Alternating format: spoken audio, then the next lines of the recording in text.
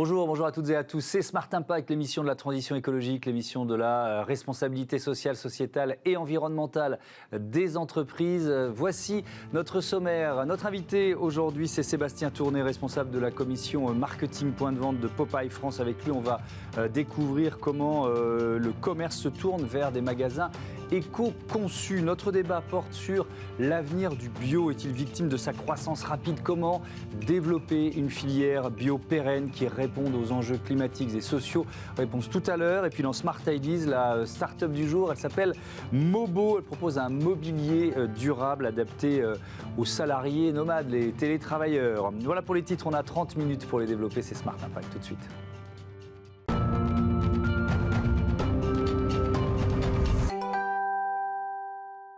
MPV comme marketing point de vente. Voilà ce dont on va parler tout de suite dans Smart Impact avec mon invité Sébastien Tourné. Bonjour. Bonjour. Bienvenue. Vous êtes responsable de la commission MPV de Popeye France qui organise le salon du même nom, salon MPV qui se tient jusqu'au 7 octobre à Paris. C'est quoi Popeye ?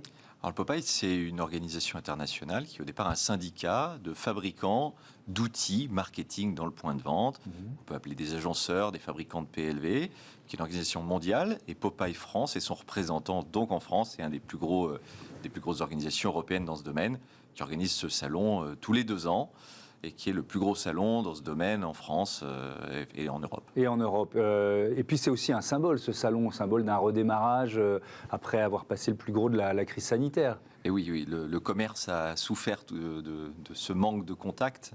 Et le salon est une occasion de se retrouver enfin et en sécurité et de remontrer le dynamisme de cette économie qu'est la distribution, qui a accueilli quand même beaucoup de monde et qui a prouvé que le magasin physique a été apprécié des consommateurs. Ils se sont dépêchés de revenir dès qu'ils en ont eu l'occasion. Le salon, il a dû être annulé, reporté. Voilà, c'est la 3e fois qu'il est reporté depuis 2019. Ouais. Et on a hâte d'y être. Bon, ça c'est important. À quoi ça sert un salon professionnel comme celui-là? À défricher, à dénicher des nouvelles tendances, à impulser un mouvement? Oui, ça sert à faire avancer les choses. En fait, il y a beaucoup d'industriels. Il y a à la fois les concepteurs et les producteurs d'outils, et puis il y a les marques et les enseignes qui sont les donneurs d'ordre des outils qui vont stimuler le consommateur dans les points de vente. Ce sont des outils publicitaires, mais à l'intérieur des points de vente. Et l'ensemble de ces acteurs doivent se transformer. Nous sommes dans la distribution, le retail, comme on l'appelle, et c'est une grosse industrie dans le monde qui est générateur de déchets, qui est générateur de consommation d'énergie. Et c'est le sujet qui nous bouge le plus, c'est comment faire changer cette éco-conception, cette consommation d'énergie qui est vraiment trop importante et qui doit vraiment se transformer dans le retail. Et alors, ce qui est intéressant, c'est que c'est vraiment une demande des clients. Ce sont des chiffres que vous donnez en marge de l'organisation de ce salon. En 2020, 70% des entreprises spécialisées en marketing point de vente ont constaté une plus forte demande de leurs clients pour des solutions durables. C'était 54% en 2019, donc il y a clairement une augmentation forte. On peut prendre un exemple pour comprendre ce que ça signifie concrètement de l'éco-conception dans vos métiers. C'est l'exemple d'un magasin Sephora. On va voir d'ailleurs des images. Déjà, qui sont les partenaires dans cette histoire? Oui, alors il faut savoir que le Popeye, sous le contrôle de l'ADEME d'ailleurs, organise des ateliers, des formations pour pousser ses adhérents à faire des choses. On ne parle pas juste dans le vide à se dire il faudrait du green. C'est pas seulement conceptuel. Voilà, le greenwashing, tout ça, ça ne nous intéresse pas. Donc, il y a des vrais producteurs et des vrais donneurs d'ordre, mais à un moment donné, il y a des contraintes économiques. Donc, si on ne met pas les gens autour d'une table pour co-construire des vraies solutions sur l'ensemble du cycle de vie d'un outil, parce qu'un outil de PLV, il est sourcé, il y a des matériaux qui viennent parfois du bout du monde, qui viennent de plein d'endroits. Sont-ils déjà éco-sourcés correctement, transformables correctement, moins énergivores? Puis lorsqu'ils sont fabriqués, les objets, que ce soit en France ou dans d'autres pays, comment est-ce qu'on réduit justement aussi le coût en énergie, en déchets sur le chemin? Ensuite, ils vont être transportés, ensuite ils vont être installés dans des magasins, et ils vont avoir une vie dans un magasin. Un objet qui va être posé jour 1, combien de temps va-t-il durer? Va-t-il être renouvelé rapidement à chaque communication? Comment est-ce qu'on va faire en sorte qu'il dure plus longtemps et que ensuite ils revivent. Oui. Il va être enlevé, jeté, va-t-il être recyclé, va être réutilisé. Donc ces 4 moments de ce cycle de vie, on regroupe des industriels et des distributeurs et des fabricants dans des ateliers pour travailler à l'amélioration sur chacune de ces étapes. Et donc, il y a eu, sous l'égide en quelque sorte du Popeye, rencontre entre Sephora, entre L'Oréal Luxe, d'accord. et puis des fabricants. Oui. Et ils se sont entendus sur un sujet qui peut paraître très simple et qui ne se voit pas du consommateur finalement. C'est ces têtes de gondole. Vous voyez, ces morceaux à la fin des rayons qui vont faire la promotion d'une marque pendant quelques semaines pour pousser le consommateur. C'est la nouveauté, c'est le nouveau parfum. Sauf que ces outils, ils ont dans chaque magasin, vous en avez plusieurs, ça représente jusqu'à 50% de l'espace, et ces outils sont renouvelés très fréquemment. Et donc, comment est-ce qu'on peut faire en sorte d'augmenter leur durée de vie de quelques semaines à 6 mois, 1 an, 2 ans, en ayant des structures plus pérennes et en des habillages qui sont autour, qui soient plus éco-conçus, plus facilement recyclables. Et on est passé de 75% qui s'en va à 75% qui reste. Et les 25% qui s'en vont, ils doivent être complètement recyclables. Donc ils ont enlevé les aimants. Des choses très simples. Mais un aimant, ça se source. C'est polluant dès le début et puis ça ne se recycle pas. Si vous enlevez tous les aimants dans les 1000 magasins Sephora, tous les 15 jours, par toutes les marques, d'un seul coup, ça fait un impact. Voilà. Ouais. Et il y a un label, il y a en tout cas un standard d'éco-conception qui a été créé par Popeye. C'est quoi? Comment ça fonctionne? C'est quoi les critères? Comment ça fonctionne? C'est très compliqué parce que tout le monde a des labels. Hein. C'est difficile de faire et on un label. s'y perd un peu. Ouais. Et donc, il a fallu coordonner des industriels. On regroupe quand même suffisamment de centaines d'industriels pour pouvoir s'entendre sur le sujet. De façon à ce qu'il y ait des critères d'éco-conception. Et on ne pouvait pas le faire au projet. Vous voyez, un jour, vous avez fait un projet qui rentre dans le label, le lendemain, pas au label. Donc, il a fallu que les entreprises se certifient sur leur chaîne de production. Et donc, petit à petit, on est à 10, 15 sociétés en France qui ont ce label. C'est-à-dire qu'elles garantissent que l'intégralité des projets qui rentrent chez elles vont suivre cette éco-conception et qu'elles vont avoir un bilan carbone réduit de 30 à 50% par rapport à une production normale. Donc ça, ce sont plutôt les fournisseurs du matériel qui sert au marketing point de vente qui vont être labellisés, c'est ça? Bien sûr, ce sont les entreprises fabricantes, puisqu'elles en ont on va dire la responsabilité, même si le donneur d'ordre, L'Oréal, Sephora ici, qui sont des premiers de la classe, qui montrent l'exemple, mais il y en a énormément, eh bien, doivent aussi prendre en compte que parfois, il faut assumer des coûts supérieurs, pas chercher toujours le moins-disant, parce que si on veut respecter la planète, il va falloir aussi investir. Ce mouvement, vous l'avez vu naître à quelle époque et grandir depuis vous? Est-ce qu'il y a une date pour vous qui marque une bascule? Non, il n'y a pas une date. C'est assez progressif. Depuis 2014, il y a des choses qui se font de façon plus officielle. Mais de 2014 à maintenant, on a multiplié par, je crois, 8 le nombre de projets éco-conçus. Ce qui finalement est gigantesque. Et c'est une révolution forte parce que c'est un métier qui a toujours été tiré par les coûts et par les achats. Et par la performance in fine auprès du consommateur et par les achats. C'est une équation économique compréhensible.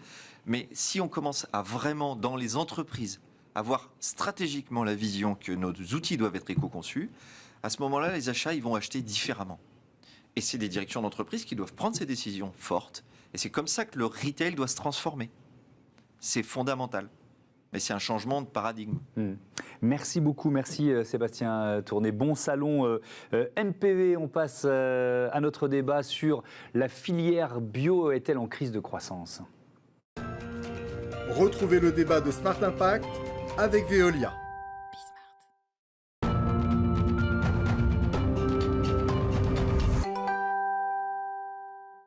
Développer une filière bio pérenne qui réponde aux enjeux climatiques, aux enjeux sociaux. Voilà le thème de notre débat avec mes invités. Je vous présente Julie Stoll, bonjour. Bonjour. Bienvenue, vous êtes déléguée générale de Commerce Équitable France. À vos côtés, Christophe Audouin, bonjour. Bonjour. Bienvenue à vous aussi. Vous êtes directeur général de la marque Les Prairies Bio. Alors il y a deux marques, c'est Les Deux Vaches et Faire Bien, et c'est la filiale bio de Danone, grand succès de ces dernières années. Je voudrais commencer par une présentation de commerce équitable. C'est un collectif. Alors, ça veut dire quoi? Qui s'y retrouve et pour faire quoi? D'accord. Commerce Équitable France, c'est effectivement le collectif des organisations françaises qui font du commerce équitable, qui ont différents métiers. On a des entreprises qui mettent sur le marché des produits issus du commerce équitable. On rassemble les différents labels de commerce équitable. Quelques distributeurs et puis des associations qui font partie de l'écosystème du commerce équitable et qui permettent d'améliorer l'impact du commerce équitable, notamment des ONG qui sont présentes auprès des partenaires producteurs au Sud et des associations qui sensibilisent les consommateurs à ces modes de consommation nouveaux. Donc voilà, on est là pour développer le secteur, le défendre et le promouvoir. Alors, je disais filiale bio de Danone, les prêts Ribio, avec une forte croissance depuis sa création, c'est ça?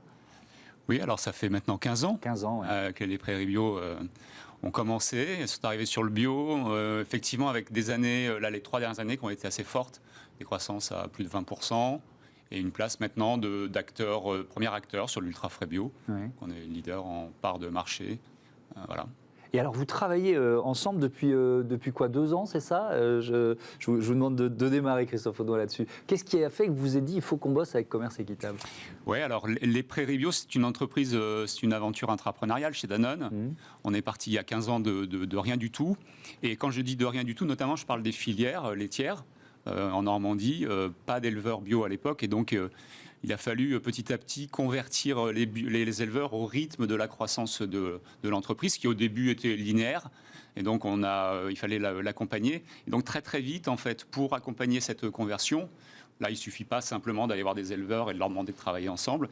Il faut structurer des filières bio en Normandie. À l'époque, elles n'existaient pas, ou très très peu. Et donc, doucement, on a élaboré des programmes filières avec eux, qui nous ont demandé du temps et de l'argent.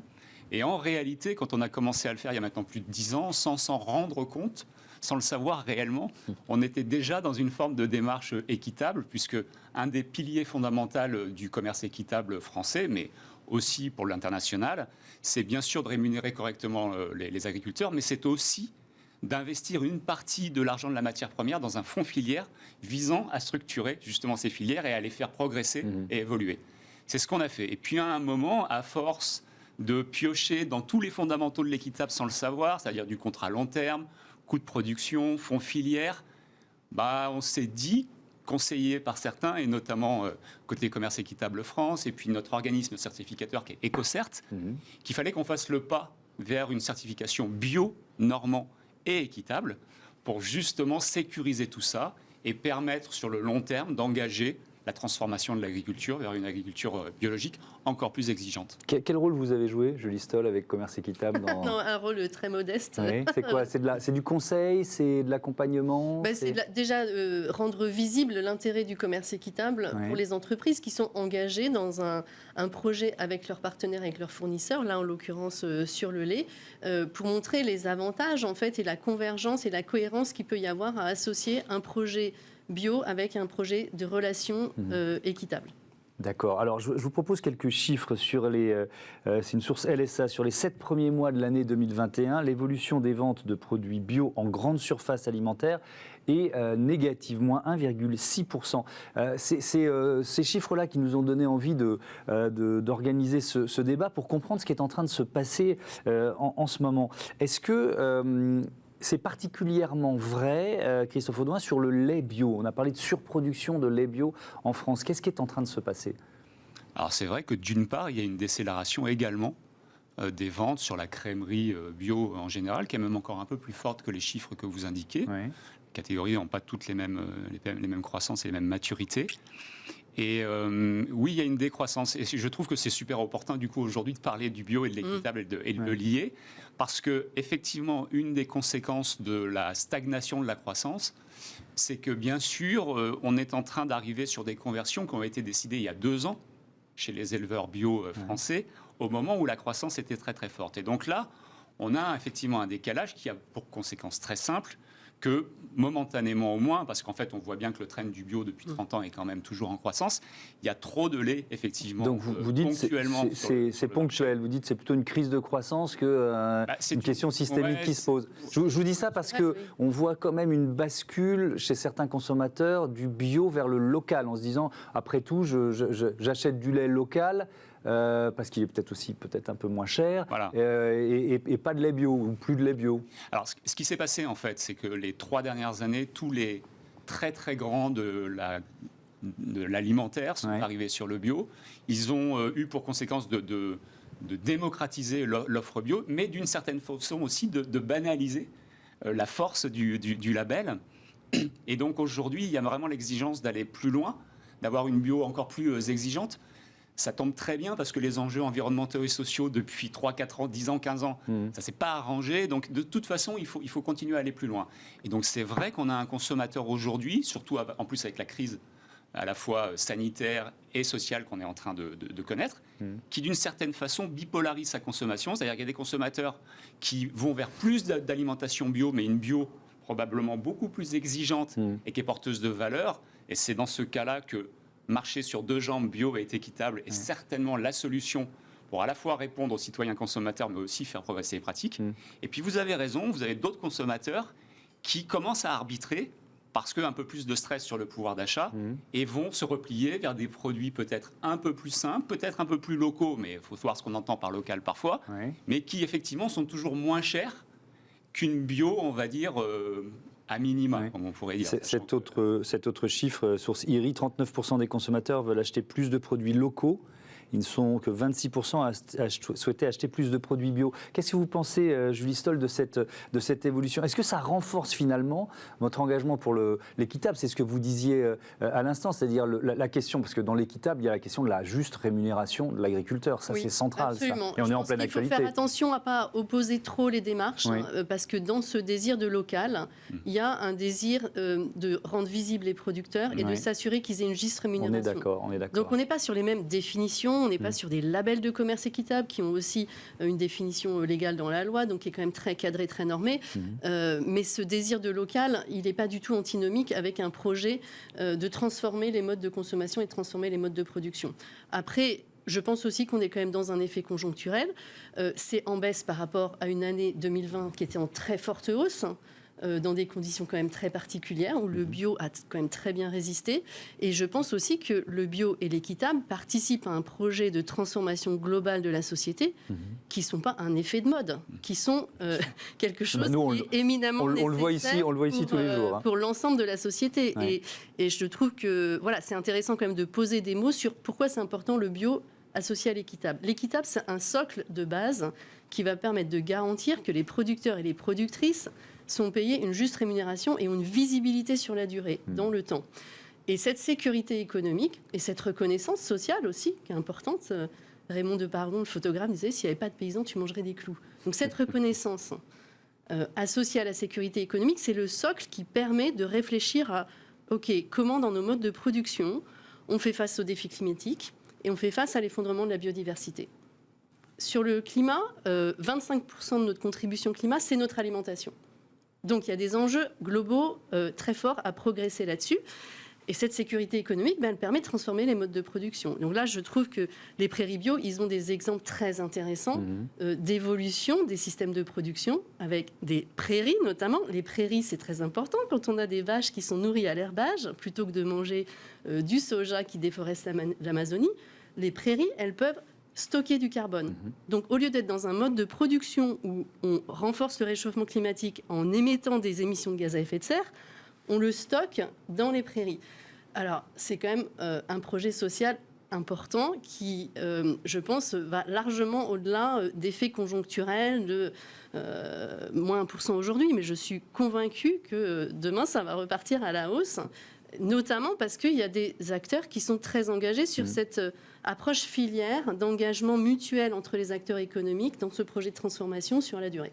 Qu'est-ce que ça signifie, Christophe Audouin, comme engagement supplémentaire pour rentrer dans l'équitable, pour intégrer cette dimension-là?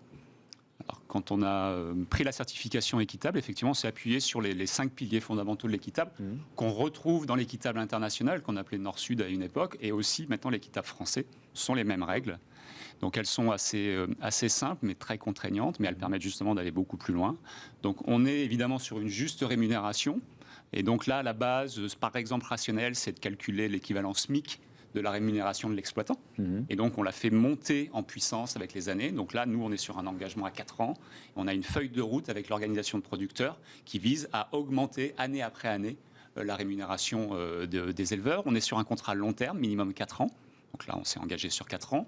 On est sur un prix du lait qui est basé sur au moins la grande partie du coût sur les coûts de production et non pas des cours européens, français. Donc là, les effets de fluctuation, par exemple, liés aux excédents de lait bio en ce moment, nos éleveurs vont très réellement en profiter et être protégés par cela. Oui, vous lissez en fait la tendance, c'est ça, d'accord. Bien sûr, depuis 2-3 mois, ils sont les premiers à réaliser que ce contrat équitable est en fait vraiment du bonheur pour eux. Bon, bah, ça va créer d'autres vocations. Alors. Ensuite, mais oui, mais c'est important, Julie le disait, sur effectivement les agriculteurs, et je reviendrai là-dessus après, sur l'attractivité du métier d'éleveur. En quoi l'équitable permet aussi cela.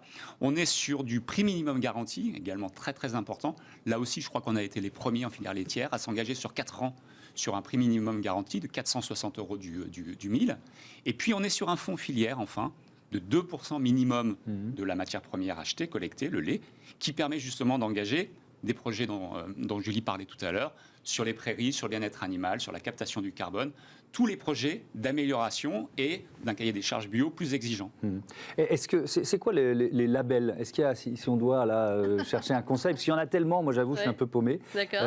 Lesquels sont les bons, quoi? Vous voyez ce que je veux dire pour ce dont vous parlez sur l'équitable. Pour le commerce équitable, les labels que vous connaissez probablement, label Fairtrade Max Havelaar. On a reçu le patron de Fairtrade France label ici. Fair for Life, utilisé par les prairies bio, le label bio équitable en France, le label bio partenaire, et le label agriéthique et WFTO, qui est la World Fair Trade Organization. D'accord, donc ça sont les 5 labels que vous nous sont globalement conseillez. sur les piliers dont on parlait. Voilà, qui sont des labels de commerce équitable. D'accord, c'est important, parce que comme il y a des marques qui s'inventent un label, qui s'inventent un logo, etc., on est parfois un peu paumé. Il nous reste 1 minute 30 sur l'attractivité, parce que là aussi, on est vraiment la question de la rémunération des agriculteurs, c'est au cœur de l'actualité en ce moment. Pourquoi ça vous semble essentiel pour l'avenir de la filière bio et équitable? On a des jeunes qui trouvent ce métier d'éleveur très dur et finalement peu attractif. Déjà, le basique pour faire en sorte qu'on ait des jeunes un jour qui deviennent agriculteurs, c'est d'avoir une rémunération qui est correcte. Et puis surtout, le deuxième basique qui est fondamental et que permet l'équitable en bio, c'est transformer l'agriculture. Nos jeunes là qui arrivent, ils n'ont pas envie de faire le métier de leurs grands-parents et de leurs parents. Ils ont envie de faire, par exemple, de la transformation, là, pour le coup, de yaourt à la ferme. Ils ont envie d'augmenter la biodiversité dans leurs prairies. Ils ont envie d'améliorer très, très fortement le bien-être animal sur les vaches, puisque c'est un sujet. Donc, c'est cela que permet le commerce équitable. En plus, dans un environnement climatique et pédoclimatique, même en Normandie, qui est de plus en plus violent. C'est-à-dire qu'ils prennent des risques de plus en plus considérables pour faire des choses de plus en plus complexes. D'où la nécessité d'encadrer une agriculture bio de progrès avec un contrat équitable. Merci beaucoup, merci à tous les deux d'être venus présenter ce qui est donc, je reprends vos termes, une crise de croissance conjoncturelle, on l'espère. En tout cas, on passe à Smart Ideas du mobilier éco-conçu pour les télétravailleurs. Smart Ideas avec BNP Paribas. Découvrez des entreprises à impact positif.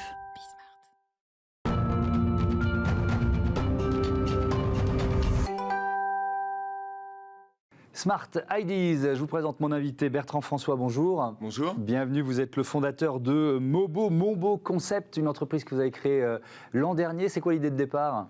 Alors, Mobo Concept propose un produit qui s'appelle Mobo, c'est aussi simple que ça, qui est un produit dédié au flex office.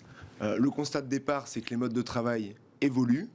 Et l'idée, c'était de créer un produit qui réponde aux nouvelles problématiques de l'organisation du télétravail, enfin du travail en télétravail, et du travail également en flex office dans les entreprises. Donc c'est pour les salariés nomades, en quelque sorte. C'est-à-dire ceux qui vont passer peut-être une journée dans leur bureau traditionnel, une journée chez eux, 2 jours dans un espace de coworking, où ils vont se retrouver avec des collègues. C'est quoi l'idée? Oui, c'est exactement ça. C'est des travailleurs hybrides.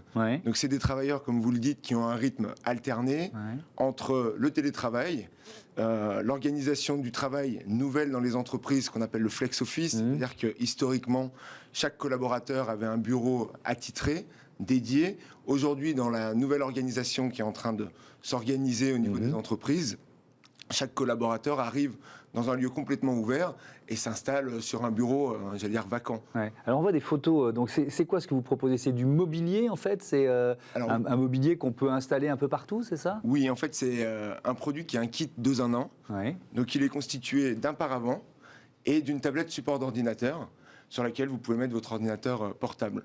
Il s'installe et se désinstalle en quelques secondes. Il est très facile, il ne prend pas beaucoup de place, donc il est facile à déplacer. Et l'idée, c'est de dire, la promesse en fait, créez-vous un espace de travail individuel partout où vous souhaitez travailler. Et ça répond alors à une demande, j'imagine, des télétravailleurs, mais est-ce que vous avez aussi des entreprises est-ce que votre objectif, c'est d'avoir à la fois du B2C et du B2B? Alors, en fait, notre objectif, c'est d'avoir uniquement du B2B. D'accord. Pour l'instant, donc, on est distribué auprès des entreprises. Okay. On s'adresse aux entreprises qui souhaitent prendre soin de leurs collaborateurs, soit à distance, soit dans la nouvelle organisation en flex office. Mobo est entièrement personnalisable aux couleurs de l'entreprise. C'est une des valeurs ajoutées du produit, ce qui permet d'avoir un produit qui est unique aux couleurs de l'entreprise. Donc on le décline avec le logo, la charte graphique, coloré au Pantone par exemple pour ce qui est du paravent, et ce qui permet aussi, dans le contexte du télétravail, de garder le lien avec les collaborateurs à distance. Pourquoi c'est important psychologiquement de matérialiser son espace de travail? Alors déjà, c'est important psychologiquement, puis c'est important pour avoir des bonnes conditions de travail, pouvoir rester concentré. En fait, Mobo, quand vous installez Mobo par exemple en télétravail, c'est un peu comme refermer la porte de votre bureau historique dans votre ancienne organisation du travail. C'est-à-dire que le paravent vous permet de vous isoler des distractions extérieures et permet également de dire à votre environnement extérieur, je ne suis pas disponible, je suis en train de travailler. La tablette, elle, est inclinée à 45 degrés, ce qui vous permet d'avoir les mains en fait naturellement en opposition et de tenir une position plus droite, ça protège les cervicales. Ouais, donc ça c'est important, ça a été conçu. Est-ce que ça a été éco-conçu également, ce matériel? Alors oui, le paravent en fait a une structure bois avec une couche intercalaire de mousse pour les propriétés acoustiques et est recouvert par une toile ici grise qui est en coton recyclé. C'était important pour nous aussi de proposer effectivement cette valeur ajoutée sur le produit. La tablette, elle est fabriquée en France, dans un bois de chêne. Donc on supporte, j'allais dire, l'industrie locale. Ah oui, ça c'est important, effectivement. Vous en êtes où de votre développement? Parce que je le disais, vous l'avez créé il y a une petite année, donc vous en êtes où? Alors, moi, à la base, je suis entrepreneur depuis plusieurs années et je suis issu du métier de la personnalisation, historiquement de vêtements. Et je regardais il y a plusieurs années une diversification sur la personnalisation de mobilier de travail. Donc l'idée s'est amorcée à ce moment-là. Et puis c'est vrai qu'avec le télétravail, la crise du Covid et les rythmes de travail qui ont changé rapidement, j'ai passé le pas. J'ai travaillé avec un designer sur le développement du produit. Il a fallu faire les prototypes, etc. Donc ça m'a bien pris 12 mois de travail jusqu'à la création de la chaîne de valeur et la commercialisation du produit. Mobo est commercialisé depuis cet été simplement. Ok, donc c'est vraiment le début de l'aventure. Est-ce que pourrait y avoir d'autres produits, d'autres associés finalement à la gamme, à la première gamme Mobo? Alors oui, c'est notre ambition bien entendu. On travaille avec toujours des designers, on réalise nos études de marché et on imagine des produits qui sont innovants, qui seront toujours dédiés à la mobilité des collaborateurs, à leur confort dans les nouveaux modes de travail. Et évidemment, c'est aussi notre ADN, des produits qui soient personnalisables aux couleurs de l'entreprise. Merci beaucoup, merci Bertrand François et bon vent à Mobo. Voilà, c'est la fin de cette émission. Merci à toutes et à tous de votre fidélité. On se retrouve très vite sur Bismart, la chaîne des audacieuses et les audacieux. Salut.